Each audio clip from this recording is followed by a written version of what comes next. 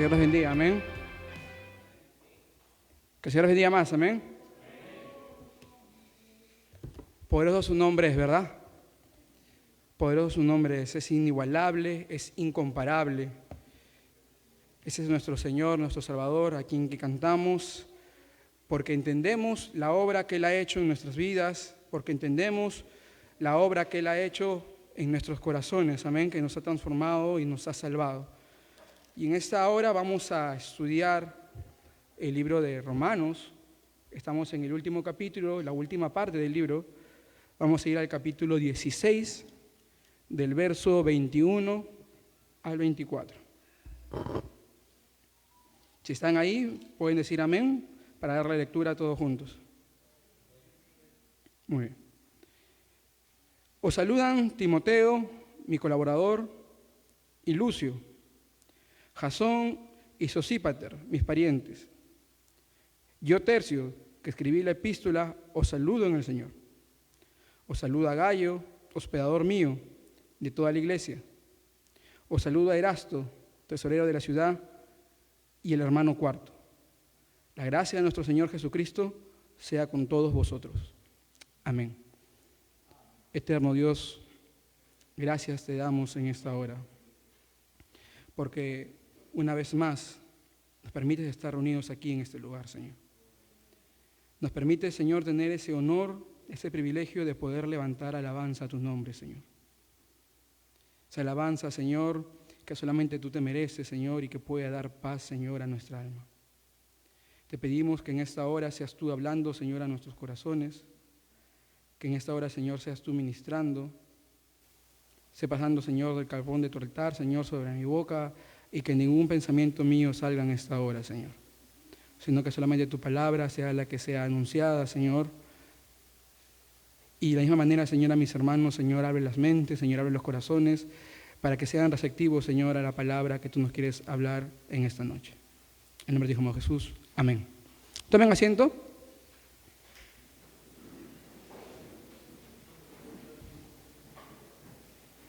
Ya estamos en el cierre de la carta, precisamente a una semana de culminar el estudio del libro de Romanos. Quizás el estudio del libro más largo que hemos tenido acá en la iglesia como tal. Tenemos ya más de 1 año y medio estudiando este libro. Empezó en septiembre del 2021 y estamos ahorita mayo, casi junio del 2023. Entonces, ha sido un libro hermoso, ha sido un libro que si hemos podido seguir la hilación de este libro como tal, hemos podido descubrir lo maravilloso, lo grandioso y cómo ha sido el costo, cómo ha sido la forma, la planificación de nuestra salvación para que el día de hoy nosotros estemos aquí. ¿Qué fue lo que le costó a Cristo? ¿Cómo se planificó? ¿Cuáles son los pasos y qué cosa pasa en nuestro ser cuando somos salvados? Y cada una de esas cosas hemos podido entender a través del libro de Romanos. Y ahora estamos en la parte final. La parte final fue una parte más aplicativa, después de entrar de todo el tema doctrinal. Y en esta última parte es la parte de la despedida. Empezamos hace 2 semanas o hace 3 semanas con el estudio, con los saludos a los hermanos que estaban precisamente en Roma. Cómo Pablo se acordaba de muchos de ellos por nombre propio, los mandaba saludos, cómo encomendó a Febe precisamente, que era una hermana que se cree que fue quien llevó la carta a Roma, y dio una serie de nombres, un listado de nombres que todos ellos eran siervos del Señor, eran hijos de Dios, eran cristianos también allá donde estaban en Roma. Pero ahora vamos a ver la otra parte, quiénes estaban con Pablo. Y vamos a conocer algunos nombres también en esta hora. Vamos a conocer quiénes fueron precisamente colaboradores, servidores, trabajadores en el reino de Dios, para que el reino también se siga expandiendo. Porque muchos sabemos de Pablo porque está registrado en gran parte del Nuevo Testamento.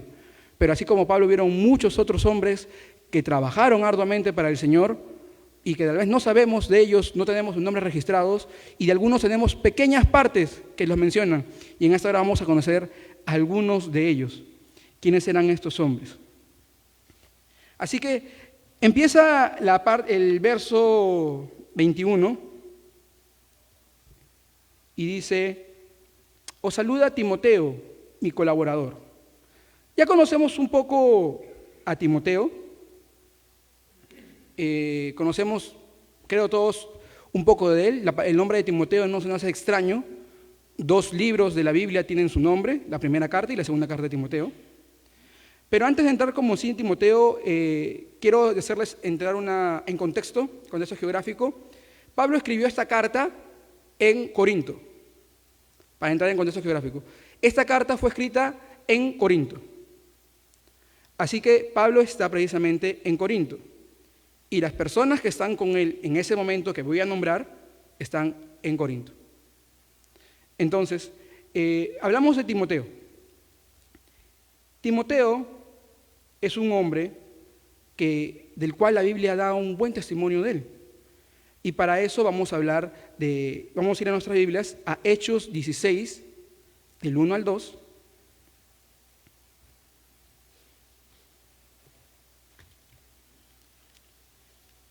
Hechos 16, del 1 al 2.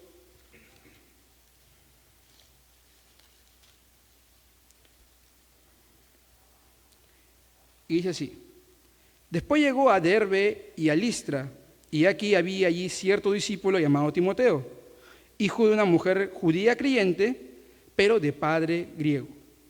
Y daban buen testimonio de él los hermanos que estaban en Listra y en Iconio. Entonces, ¿qué podemos decir de una de las características de Timoteo? Que Timoteo era un hombre que tenía... ¿Qué tenía? Ya, pero todos tienen testimonio. ¿Cuál es la calificación que tenía ese testimonio? El calificativo. Era un buen testimonio. ¿Qué quiere decir que tiene un buen testimonio? Podemos decir que Timoteo era un hombre, era un muchacho que vamos a decirlo de esa manera, que daba buen ejemplo, o tenía un carácter irreprochable, que era un buen servidor del Señor, que era alguien que por sus frutos se notaba de que era un hijo de Dios, de que servía al Señor.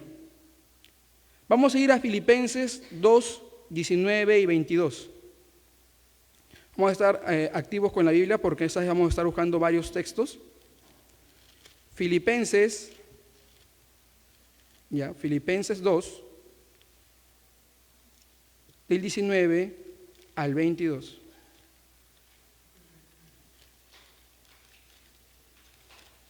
Filipenses 2, del 19, dice: espero en el Señor Jesús enviaros pronto a Timoteo, para que yo también esté de buen ánimo al saber de vuestro estado. Pues a ninguno tengo del mismo ánimo, que tan sinceramente se interese por vosotros, porque todos buscan lo suyo propio, no lo que es de Cristo Jesús. Pero ya conocéis los méritos de él, que como hijo a padre ha servido conmigo en el Evangelio. Entonces, otra característica que podemos ver aquí de Timoteo es que es un servidor entregado al Señor. Porque él dice acá, ya conocen ustedes, ¿no?, que cada uno busca lo suyo propio. No es lo que es de Cristo Jesús. Y después, por eso dice, yo quiero enviarlas a Timoteo. Antes dice eso, yo quiero enviarlas a Timoteo. Porque ustedes ya conocen de sus frutos y saben que él ha trabajado, dice, conmigo, ha servido conmigo como un hijo o un padre.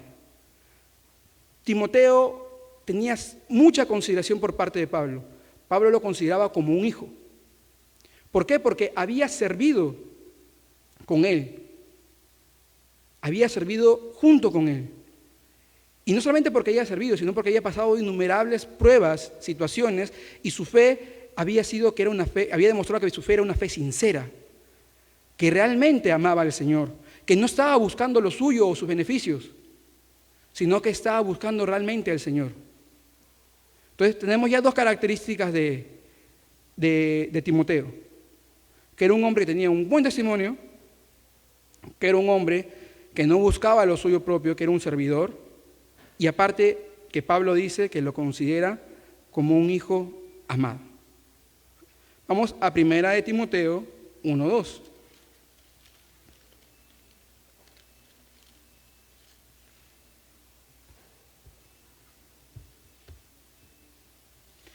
Dice, Pablo, apóstol de Jesucristo, por mandato de Dios nuestro Salvador y del Señor Jesucristo, nuestra esperanza. A Timoteo, verdadero hijo en la fe, gracia, misericordia y paz de Dios nuestro Padre y de Cristo Jesús nuestro Señor. Dice, verdadero hijo en la fe. Entonces Pablo nos dice que Timoteo tenía una fe auténtica, lo cual lo hace hijo de Dios. Estas son algunas características que podemos notar de algunos pasajes que hablan de Timoteo sobre cómo era Timoteo o cuáles eran las cualidades de Timoteo o cuáles eran, vamos a decirlo, los dones, los atributos de este hombre, que en realidad son cualidades que todo cristiano o características que todos cristianos debería tener. Debería tener una fe auténtica, debería tener un buen testimonio, debería ser un servidor entregado a Cristo. Todo hijo de Dios, todo creyente, toda persona que ha sido salvada por nuestro Señor, debería tener esas características. Y vemos esas características que tiene en Timoteo. Pero ahora vamos a seguir viendo a otros personajes más, en los cuales también Pablo menciona. Volvemos a Romanos.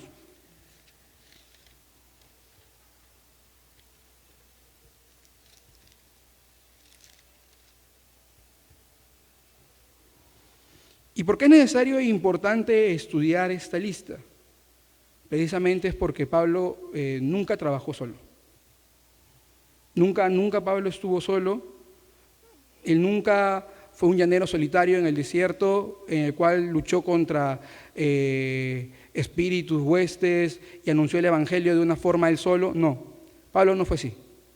Pablo siempre estuvo rodeado de personas, de creyentes que Dios le puso en el camino, precisamente para que su ministerio tenga el impacto y tenga la magnitud que llegó a alcanzar.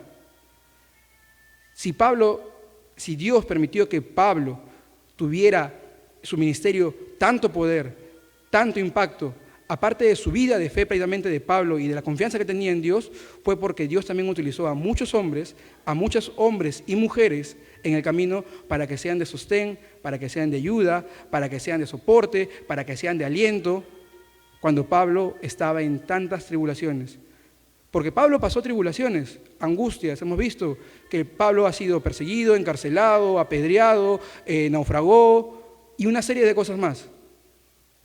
Necesitaba sustento, era un misionero, también trabajaba, pero algunas veces necesitaba también tener que alguien lo pueda ayudar, una casa donde dormir, un lugar, algo que comer. Y hubo mucha gente en ese camino que estuvo con él y que lo sostuvo, que levantó la mano, que lo ayudó y que servía al Señor de esa manera. Vamos a continuar y dice, el mismo 21, os saluda Timoteo, mi colaborador, y Lucio. Ahora, ¿quién es Lucio? No tiene apellido, no tiene una característica. ¿Quién podría ser este hombre? La verdad que no tenemos una certeza exacta de quién es él. Y hay algunos, según lo que he estado leyendo, algunos hombres que dicen que inclusive podría ser el mismo Lucas. Pero otros dicen que es el mismo personaje que se menciona en Hechos 13:1. Vamos a Hechos 13:1.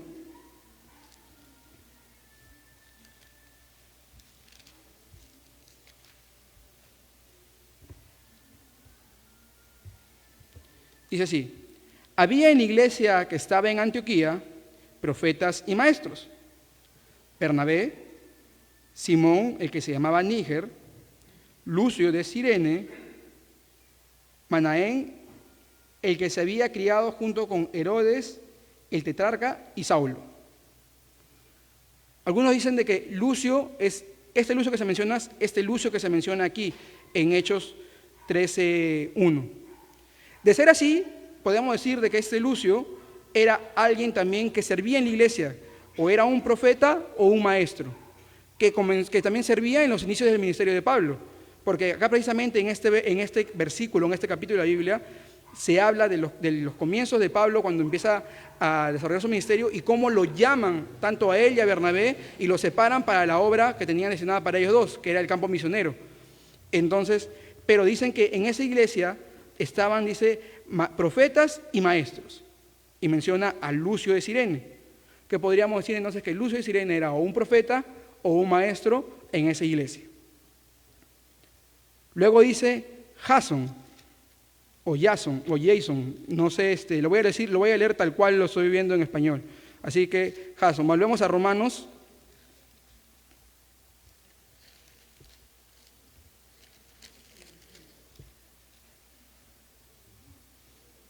Dice Jason y Sosípater. Vamos a ir a Hechos 17, del 5 al 9.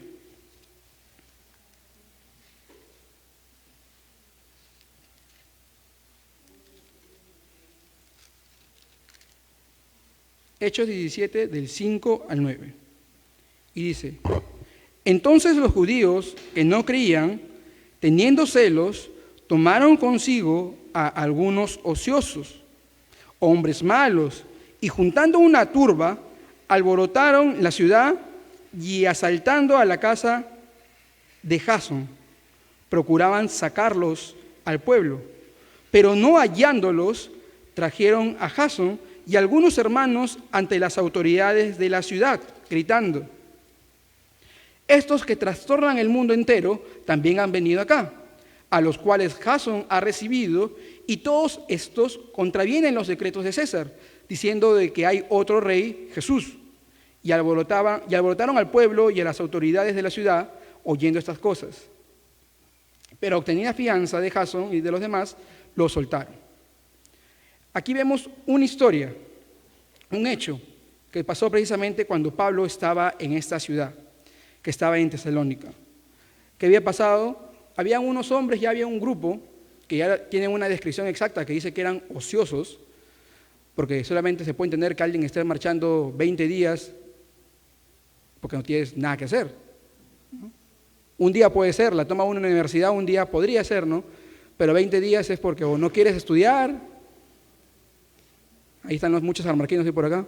Entonces, dice ociosos, ¿no? Había un grupo de hermanos ya que estaban siguiendo a Pablo a donde iba. O sea, las portátiles no son nuevas.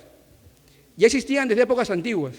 Entonces, Pablo se trasladaba a tal ciudad y este grupo de hermanos decía, Pablo se fue para allá, vamos. ¿Y qué es lo que hacían? No hacían bulla a favor, no, era en contra. Era hablar mal de Pablo, era criticar lo que Pablo hacía, era perseguirlo, era sacarlo de la ciudad, era poner a la ciudad en su contra. Pablo se movía de esa ciudad y se iba a otra ciudad y hacían lo mismo. Entonces su hobby era molestar a Pablo. Y estos hombres fueron precisamente a esta ciudad. Y en esa ciudad Jasón los había hospedado. Entonces, vamos a decir una cosa. Probablemente, Jasón tenía cierta capacidad adquisitiva. No voy a asegurarlo, estoy diciendo una suposición. Porque está hospedando. Y Pablo no siempre venía solo, Pablo a veces venía con más personas. Entonces, probablemente.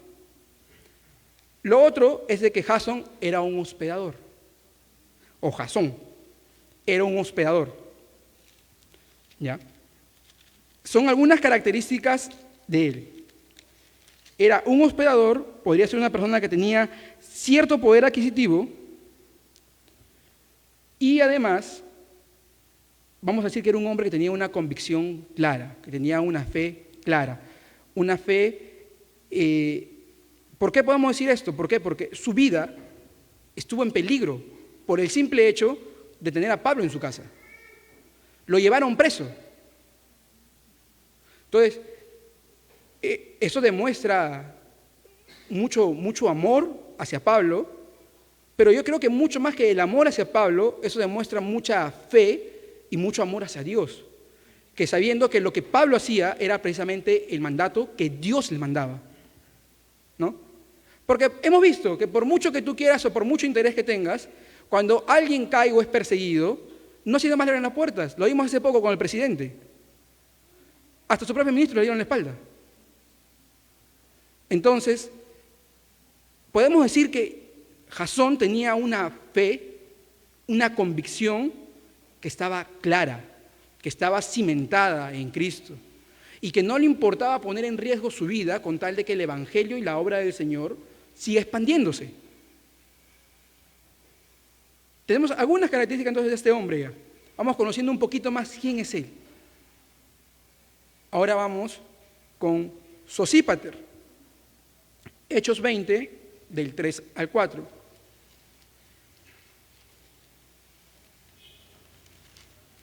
Hechos 20, del 3 al 4. Y dice: después de haber estado allí 3 meses, y siéndole puestas acechanzas por los judíos para cuando se embarcase para Siria, tomó la decisión de volver por Macedonia. Y le acompañaron hasta Asia Sópater de Berea, Aristarco y Segundo de Tesalónica, Gayo de Derbe y Timoteo, y de Asia Tíquico y Trófimo. Entonces, se cree que este Sosípater es Sópater de Berea. Este es un hombre que estaba firme también en sus convicciones, a pesar de la persecución que podría haber por la expansión del reino. Porque mira lo que dice el verso 3. Después de haber estado allí 3 meses y siéndole puestas acechanzas por los judíos, o sea, la vida de Pablo fue una vida de constante persecución. Y no solamente para él, sino para todos aquellos que estaban con Pablo, que creían en el mensaje de Pablo, que seguían a Cristo. Y esas mismas personas que estaban con Pablo corrían los mismos riesgos que corría Pablo. Nosotros sabemos de que Pablo fue apedreado, que Pablo fue encarcelado, pero quizás mucha gente junto con Pablo también lo fue, por causa del Evangelio y por causa del ministerio de Pablo. Sabemos que Pablo naufragó, pero mucha gente con él también naufragó. No tenemos los nombres de esas personas, pero posiblemente muchos de ellos fueron también personas que han estado en los viajes con Pablo. Entonces, este hombre demuestra también que es un hombre que su fe también está firme, que tiene una convicción firme, aún en la persecución. Entonces, esta lista de estos primeros 4 hombres nos dejan cosas y características muy claras, muy marcadas. Primeramente, su fe. Nos demuestra de una fe verdadera. Y eso no quiere decir que una fe verdadera es estar aquí sentado solamente escuchando la palabra, porque ellos también congregaban en las iglesias de su zona, sino que lo demostraban a través de sus hechos, que siendo obedientes al mandato del Señor, muchos de ellos su vida corría peligro, eran perseguidos o encarcelados por anunciar el Evangelio. Nos llama un poco la atención eso a nosotros, porque hoy por hoy estamos bastante cómodos, y venir a la iglesia se nos hace pesado. Es muy pesado venir a la iglesia, porque podría estar haciendo otra cosa en mi casa. Podría estar viendo televisión ahorita un sábado, porque el sábado es el único día que puedo descansar, ya que de lunes a viernes trabajo, llego tarde a mi casa y los domingos me levanto temprano para venir a la escuela bíblica y luego a la iglesia. Entonces, el sábado es el único día que puedo dormir un poquito más, el sábado es el único día que puedo descansar, ver una película. Se nos hace muy pesados. Pero si comparamos nuestras disyuntivas con las disyuntivas de ellos tenían, nuestros problemas o con los problemas que ellos tenían, el problema de ellos no era de que no venían a la iglesia porque tenían flojera, sino que era porque quizás su vida corría peligro. El ir a la iglesia costaba, era peligro de muerte o cárcel. Y del nuestro es por sueño, por cansancio. No, porque justo en la universidad hicieron un campeonato y yo no podía fallar porque soy el delegado. Estamos en semana de aniversario. Yo soy encargado de comprar las flores.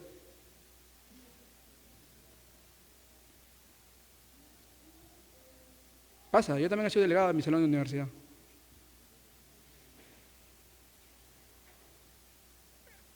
Esas son nuestras disyuntivas. Estos son nuestros problemas, o esas son nuestras excusas para no venir a un culto. Y esos son los problemas que ellos tenían por ir al culto o por predicar el Evangelio. Pero Pablo da una característica a estos tres últimos hombres. Volvemos a Romanos.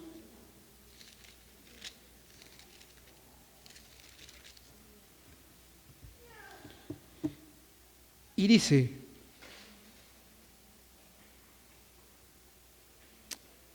os saludan Timoteo, mi colaborador. Luego dice, Lucio, Jasón y Sosípater, mis parientes. Entonces esos eran primos de Pablo, eran hermanos de Pablo, tíos, compadres. No, sino que cuando dice mis parientes está hablando de una connotación más de nacionalidad. Está queriendo decir que estos hombres también eran judíos. Que esos hombres también eran judíos, pero habían sido judíos que habían creído en el Evangelio y que se habían convertido al Señor.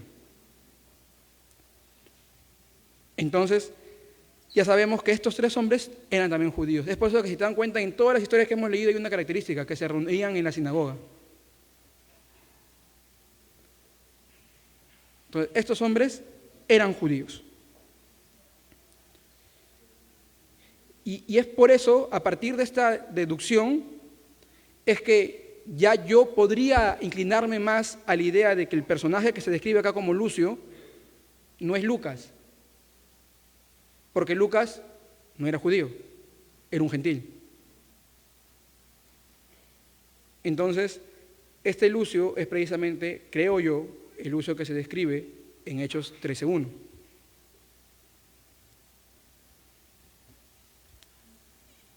Y seguimos avanzando con la lista de personajes que están ahí con Pablo, de hombres de Dios. Yo, Tercio que escribí la epístola. Este es algo interesante porque es, creo que, una de las pocas veces en las que se ve quién escribe la carta, ¿no? Sabemos, por ejemplo, que Lucas escribió Hechos porque él se presenta. Pero las cartas de Pablo, sabemos que muchas de las cartas Pablo no las escribió como tal, sino que él las dictaba y que otros las escribían, pero no sabemos quién. Era una costumbre. Sabemos que las cartas de Juan no las escribió Juan, pero eran pensamientos de Juan, pero no sabemos quién las escribió. Sabemos de que el Evangelio de Pedro es muy probable que lo haya escrito Marcos. No, que la carta de Pedro la haya escrito Marcos. ¿No? Pero no dice. Entonces, acá nos dice, yo Tercio que escribí la epístola. Ya tenemos a un colaborador de Pablo muy cercano que se está presentando como tal. Podemos decir que este hombre era el secretario de Pablo, era el escriba del grupo. Por ejemplo, en el ministerio de jóvenes, hoy por hoy la secretaria es Ariana. Entonces, cada vez que tenemos una reunión, sea virtual o presencial, yo confío en que Ariana está tomando las notas. Y yo le digo, Ari, ¿copiaste? Sí, me dice. Y al final no sé cómo lo hizo, pero pasa el acuerdo y sí, ya había copiado. Entonces, estaba todo ahí. Entonces, algo así era este hombre, era el secretario, el que llevaba las notas, el escriba del grupo. Entonces, Tercio se presenta, Pablo le da la oportunidad de que este hombre también presente su saludo, permite de que éste también pueda hablar en la carta y pueda enviar sus saludos a los hermanos de Roma. Y algo que me parece a mí curioso a la hora que yo leí, es que lo siento como que, lo leo y lo siento como a Tercio emocionado, porque dice, yo Tercio que escribí la epístola, yo el que escribí, os saludo en el Señor. O sea, no es que yo no lo siento como que alguien que lo hizo de manera obligada, ¿no? O sea, yo siento de que él se presenta y gustosamente dice, yo el que escribí la epístola, o sea, yo también les mando mis saludos, yo también quiero saber cómo están, yo también espero que crezcan en la gracia, yo también espero, o sea, los mismos deseos que tenía Pablo, lo entiendo que en esta frase él también tiene, que esta carta él siente que es necesaria para el crecimiento precisamente de esta iglesia, que Pablo no no formó, no discipuló a nadie allá, y que precisamente tenemos esta carta tan extensa por eso, porque Pablo quería sentar cimientos en la iglesia ya que no pudo estar presencialmente, no pudo él decir las doctrinas, enseñar las doctrinas que enseñó en diferentes iglesias en las que estuvo. Entonces yo leo aquí, me dice: yo, Tercio, que escribí la epístola, os saludo en el Señor. Deseo que todo les vaya bien, deseo de que el Señor los bendiga grandemente, deseo que crezcan en la gracia del Señor, deseo que su fe sea una fe inconmovible, que no se mueva a pesar de las adversidades que podemos pasar aquí o en este mundo, porque nuestro galardón en el cielo es grande. Yo puedo comprender esto, entiendo que este hombre está emocionado. Y continuamos y dice: os saluda Gayo, hospedador mío y de toda la iglesia. Vamos a 1 Corintios 1:14.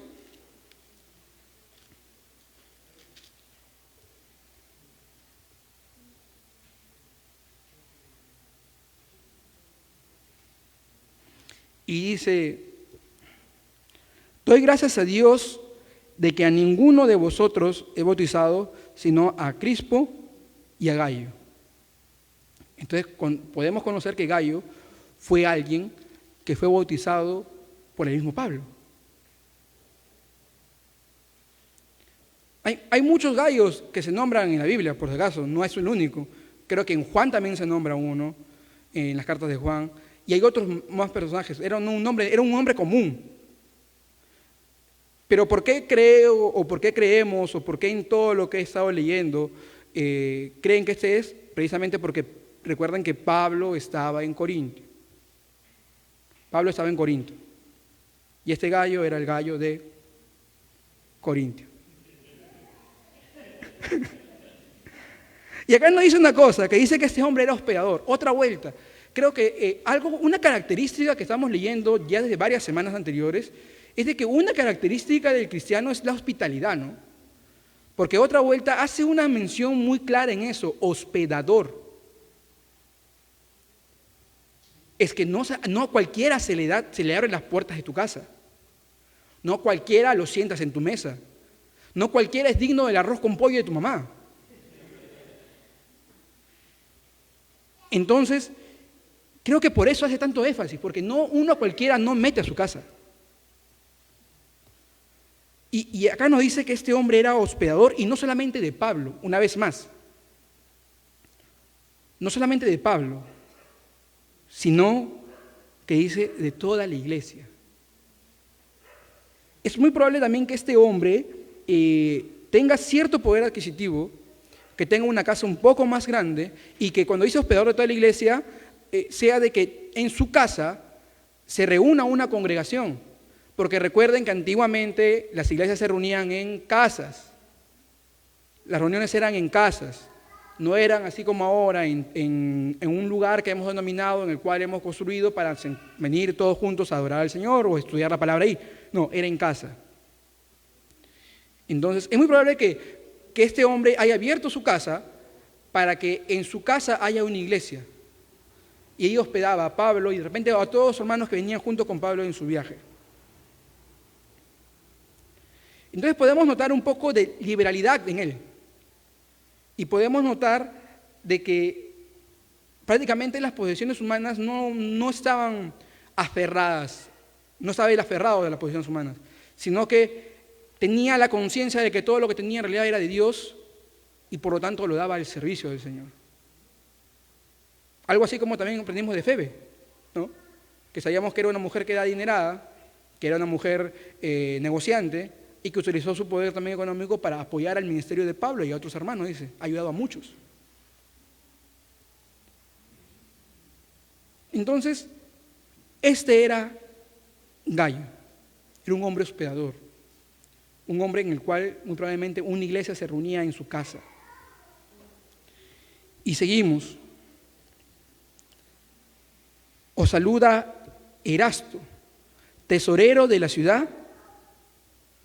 Y estamos entrando en una cosa más seria. Era el hombre de la plata.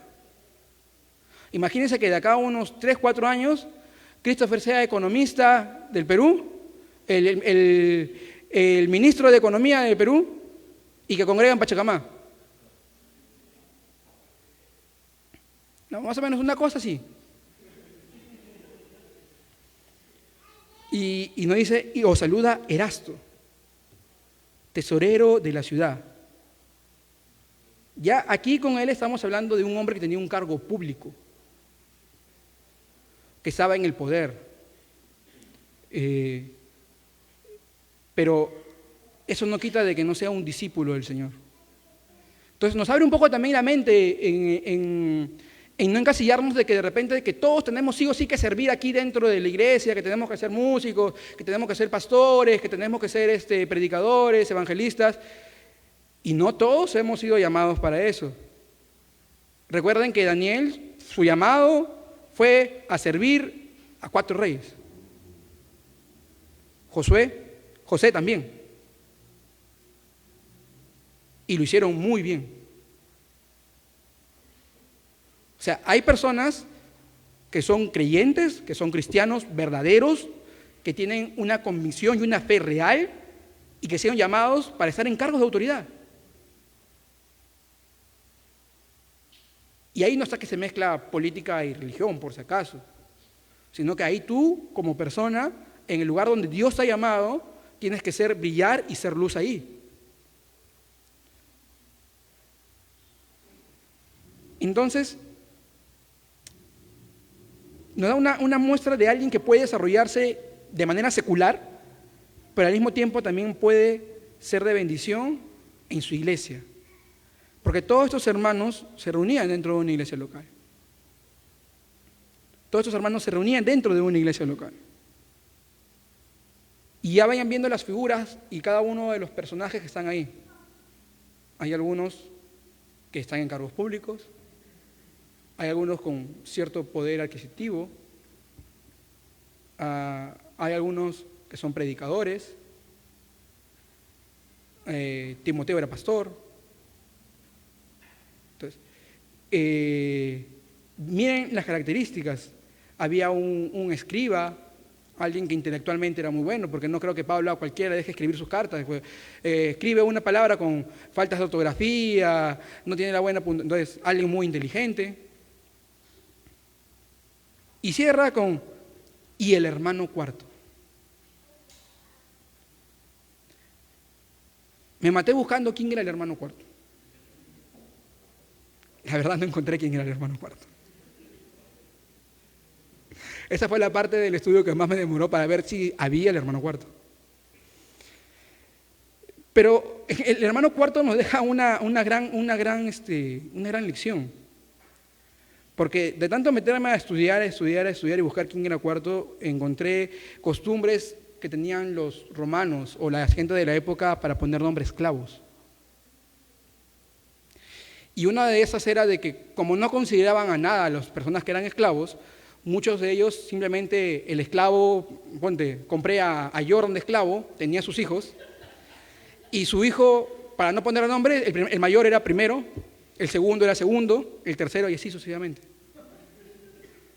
Entonces es muy probable que el cuarto sea hijo de un esclavo, y es esclavo, y que es el cuarto hijo. Y lo mismo pasa con Tercio. Ahí también descubrí un poco eso. Que probablemente Tercio también ha sido esclavo. Que pudo haber sido liberto. Pero espérate, ¿un esclavo que escribía? ¿Un esclavo inteligente? Pues ahora no quedan en la figura de que como vinieron los españoles, que todos los esclavos eran negritos que les pegaban. No todos los esclavos eran así. No.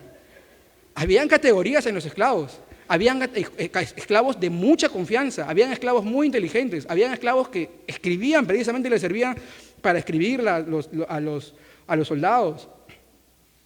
Fue por eso que Roma cayó, porque no consideraban nada a sus esclavos y pensaban de que eran seres que no pensaban y sabían los secretos de toda la familia. Sabían los planes, sabían todo lo que iban a hacer y muchas veces, como querían ser libres, vendían información. Entonces, es muy probablemente de que Tercio también haya sido un esclavo, pero que sea un liberto. Pero cuarto sí, que en ese momento sí sea un esclavo. Quizás sea uno de los hermanos su amo, quizás. Estoy suponiendo, no estoy afirmando nada. Así que nos deja todo esto,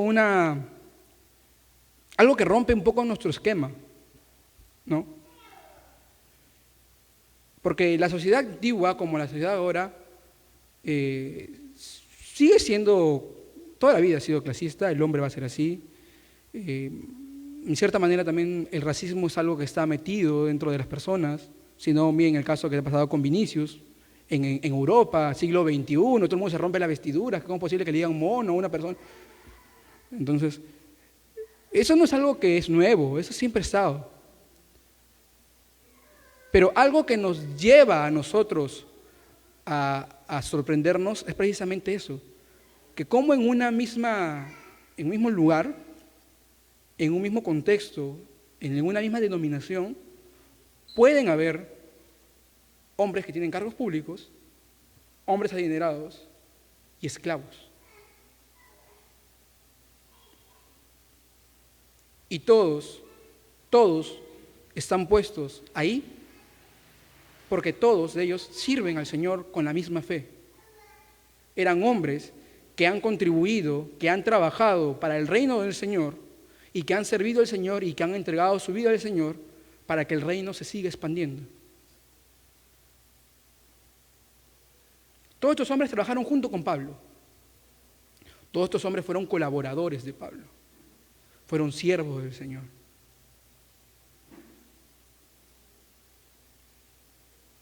Y todos ellos pudieron tener una vida de iglesia como tal, donde podían orar uno por el otro, servir la necesidad del otro, atenderlo. Y es algo que tenemos que empezar también nosotros a aprender de esa iglesia, de cuando inició la iglesia, y empezar a tomarlo, porque es un poco difícil poder hacerlo, aunque nosotros siempre decimos de que no somos así, de que yo no soy racista, pero si mi hija está con un negrito, entonces, o de que yo no soy clasista, pero me gusta estar más cerca de aquel que tiene posición, que tiene una carrera, pero si viene un hermano que tiene una apariencia media andrajosa, mejor me alejo porque me da miedo.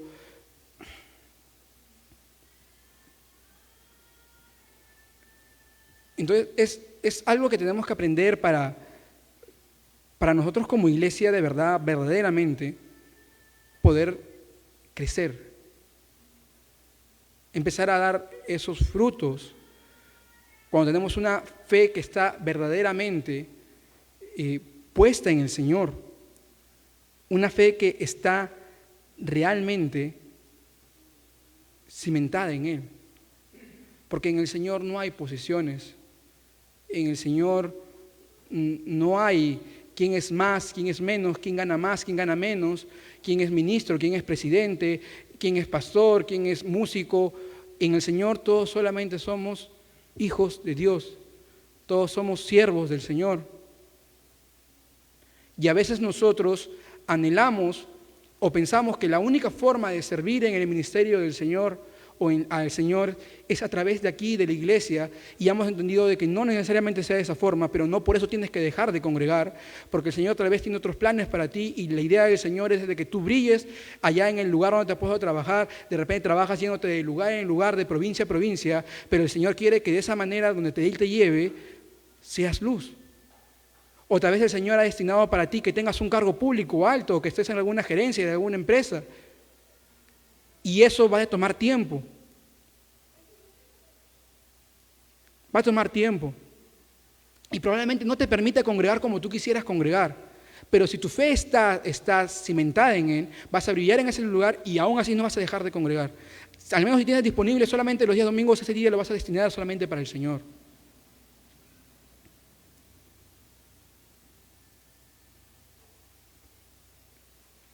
A veces pensamos de que estar aquí al frente y predicar es lo no sé, es la única forma de poder agradar al Señor, tocando música. Yo no soy pastor, yo no soy líder de jóvenes, yo no soy líder de familia.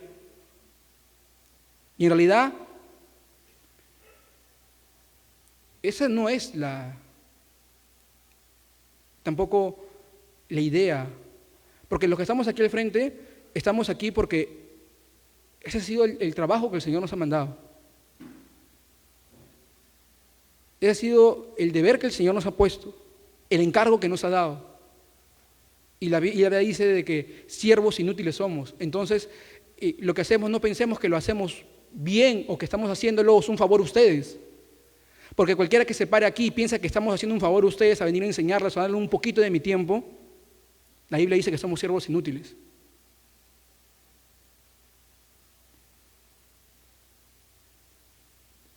Lo que este pasaje nos enseña es de que cada uno de nosotros, no quiero que cambien, que la idea sea errada y piensen de que Dios necesita de ustedes, porque Dios necesita de ustedes. Dios hizo hablar una mula. Pero cuando una persona está convertida y está entregada al Señor y ha creído en el Señor y sabe el Señor de dónde lo ha sacado y de dónde lo ha rescatado, de forma natural y voluntaria entrega su vida al Señor. Y ese entregar su vida no es asistir al culto. Ese entregar su vida no es venir religiosamente a la iglesia. Ese entregar su vida no es cantar todas las canciones por repetición. No es escuchar música cristiana en tu casa. Ese entregar tu vida es realmente entregar tu corazón a Él y tu servicio a Él. Y que se denote a través de frutos. Todos esos hombres que hemos visto sus características, sus cualidades, que demostraban fe, que a pesar de que su vida estaba en peligro, ellos seguían perseverando, que daban buen testimonio, que eran ejemplo para otras personas. La pregunta es, nosotros venimos aquí, pero cuando estamos en la universidad, algunos, los que están ya la mayoría, o cuando están en el colegio, ¿son ejemplo o entramos en la misma cochinada de todos?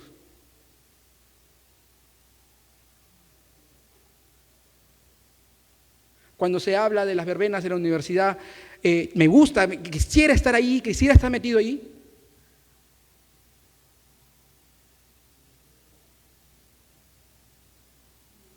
¿Qué es lo que pasa ahí? No, hermano, me gusta, va a haber rock, es poco nomás, hermano, no va a hacer nada. Pero ¿qué es lo que pasa en la universidad? ¿Me van a venir a engañar? He estado 5 años ahí, esa es más común que se droguen.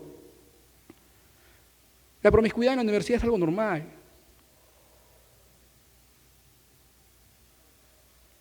Lo normal es que no pase eso.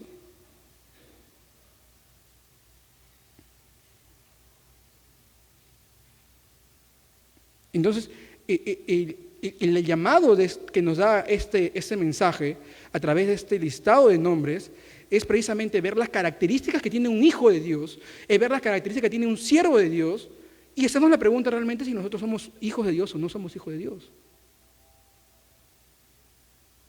Si estamos aquí porque, no sé, mi papá viene a la iglesia y si no vengo, le pregunta, el pastor le pregunta a mi papá por qué no vino. O porque traje al chico que me gusta y justo ha venido ahorita y después de acá vamos a ir a comer helado. No, es que acá están mis amigos y después nos vamos a juntar para ir al cine. Y yo no digo que esté mala, está bien que se vayan al cine, está bien, es muy bueno. Que hagan amistades. Pero, ¿cuál es tu motivación para venir aquí? ¿El Señor te ha traído? ¿Vienes obligado? ¿No quieres estar acá? ¿No has entendido entonces el Evangelio? Yo he tenido la oportunidad de ir, en algunas ocasiones, todos los que me conocen saben que soy un amante del fútbol, de ir en algunas ocasiones al estadio,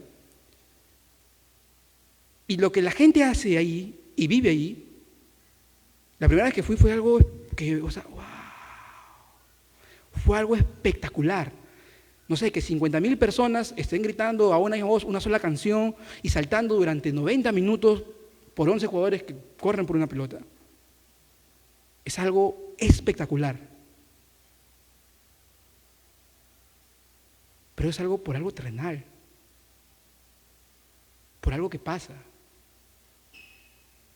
por algo que termina el partido, sí, me alegré, voy a estar feliz de repente hasta el día siguiente, voy a ir un poco contento, pero después mis problemas van a seguir siendo los mismos.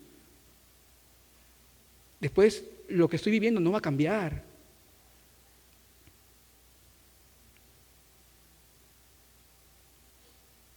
Y algo que he visto a través de este mensaje es de que esa misma pasión que se ve cuando estás allá, es la misma pasión, eso es algo que me hablo a mí mismo, es la misma pasión que das cuando estás acá.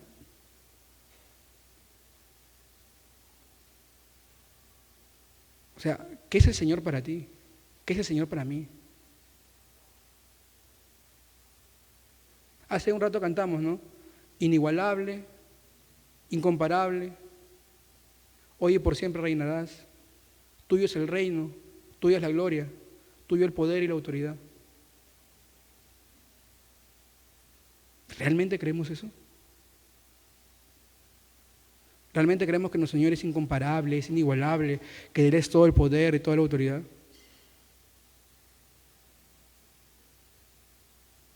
Esos hombres sí lo creían.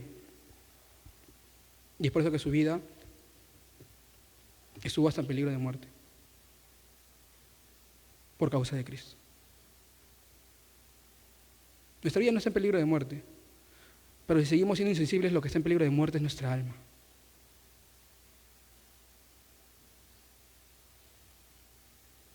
Y es feo o es triste pensar que estamos yendo bien cuando en realidad no estamos yendo bien.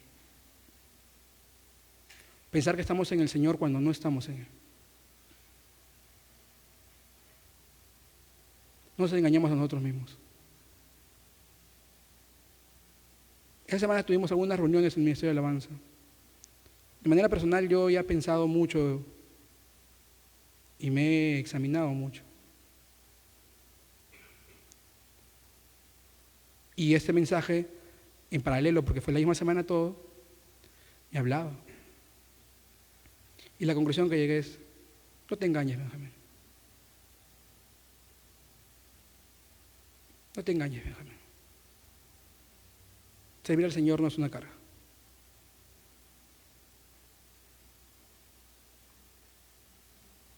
Lo mismo le digo a ustedes.